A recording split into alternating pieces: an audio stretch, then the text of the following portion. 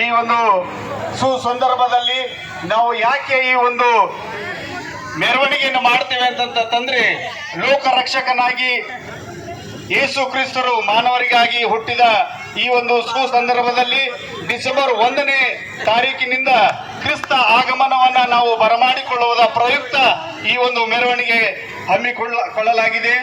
ಹಾಗೂ ಈ ಸಂದರ್ಭದಲ್ಲಿ ನಮ್ಮ ಸಭಾಪಾಲಕರು 2 ಮಾತುಗಳನ್ನಾಡಿ ಅಂದ್ರೆ ದೈವ ಸಂದೇಶವನ್ನು ನೀಡಿ ಪ್ರಾರ್ಥನೆ ಮೂಲಕ ಇದನ್ನ ಕೊನೆಗೊಳಿಸ್ತಾರೆ.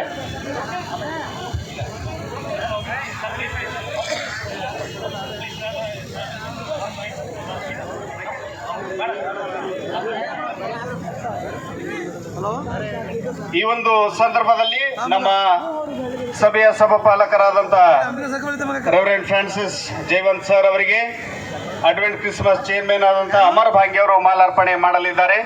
ದಯಮಾಡಿ ಅವರನ್ನ ಮಾಲಾರ್ಪಣೆ ಮಾಡಬೇಕಾಗಿ.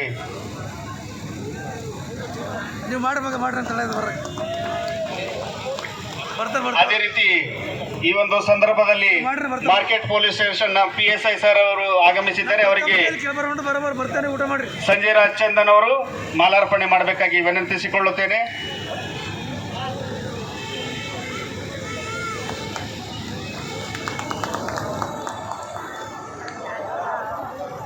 ಈ ಒಂದು ಮೆರವಣಿಗೆಯ ಪ್ರಯುಕ್ತ